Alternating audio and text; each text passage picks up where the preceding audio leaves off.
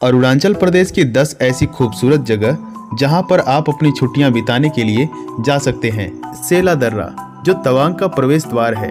सेला दर्रा एक बहुत ही ऊंचाई वाला पर्वतीय दर्रा है जो तवांग और पश्चिम कामेंग जिले को जोड़ने का एकमात्र और अत्यधिक महत्वपूर्ण मार्ग है।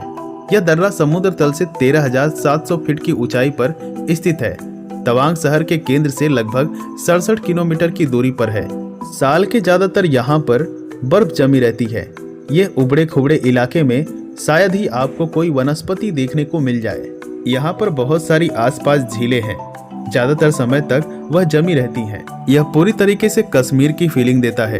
अरुणाचल प्रदेश का यह बेस्ट टूरिस्ट लोकेशन है। दूसरे नंबर पर है बुमला दर्रा जो कि 15,000 फीट की ऊंचाई पर स्थित है। अधिक ऊंचाई के कारण यहाँ पर सालों भर बर्फबारी होती रहती है।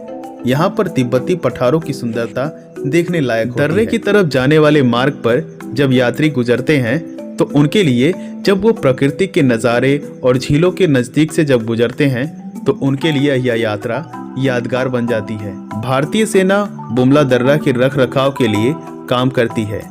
यह दर्रा उन लोगों को जरूर देखना चाहिए जो देखना चाहते हैं कि भारतीय सेना कितनी विषम जलवायु में रहकर सीमा की सुरक्षा करती है। तीसरे नंबर पर आता है तवांग बुद्धिस्ट मोनेस्ट्री यानी तवांग मठ। यह भारत के अरुणाचल प्रदेश का सबसे बड़ा बौद्ध मठ है। यह तवांग नदी घाटी में तवांग कस्बे के निकट स्थित है।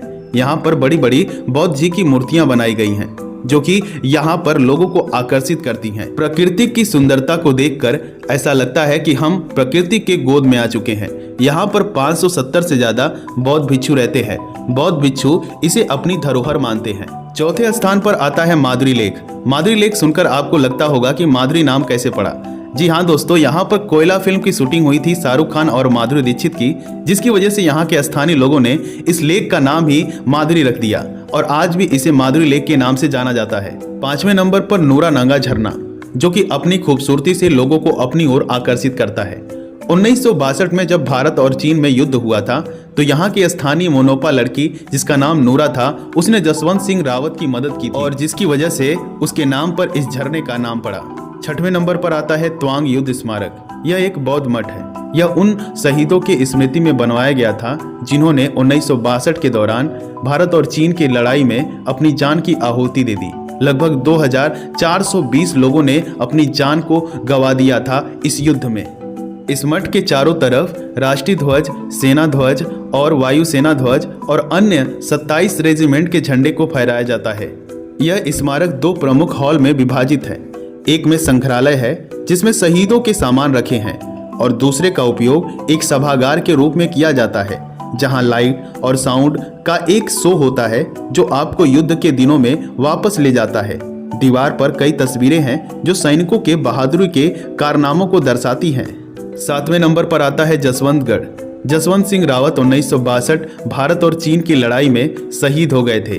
उनकी बहादुरी के लिए इस मेमोरियल को बनाया गया था। जसवंतगढ़ तवांग से लगभग 25 किलोमीटर की दूर नूरा नांग जिले में स्थित है। 8वें नंबर पर आता है थुकसुंग धारगेलिंग।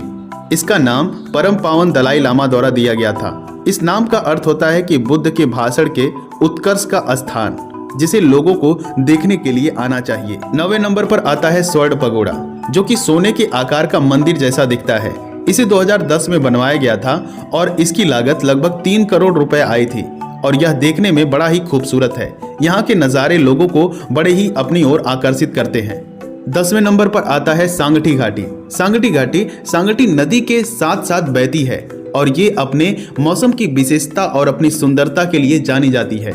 यहाँ पर काफी लोग ट्रैकिंग करते हैं और ट्रैकिंग का आनंद लेते हैं और काफी मनोरम यहाँ का दृश्य होता है। लोग यहाँ पर आकर आनंदित होते हैं। आप भी यहाँ पर आकर आनंदित हो सकते हैं। इस वीडियो में हमने अरुणाचल प्रदेश के 10 बेस्ट लोकेशन के बारे में आपको बता दिया है। यह टॉप 10 टूरिस्ट प्लेसेस हैं। यहाँ पर अगर आपको घूमने जाना है तो आप इंटरनेट पे जाकर इन जगहों के बारे में पढ़ सकते हैं। वहां पर चेक कर सकते हैं कि कौन सी ट्रेन कहां से कहां तक जाती है, आपकी लोकेशन क्या है और आप अपने लोकेशन से यहाँ पर पहुंच सकते हैं। इन जगहों पर आपको घूमने के लिए हर एक सुविधा मिलेगी। आपको ट्रैवलिंग से लेकर खाने पीने, रहने, होटल से लेकर हर एक चीज यहाँ पर मिलेगी।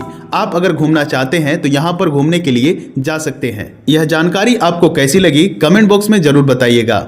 अगर आपको कोई भी क्वेरी है तो आप हमारे कमेंट सेक्शन में पूछ सकते हैं।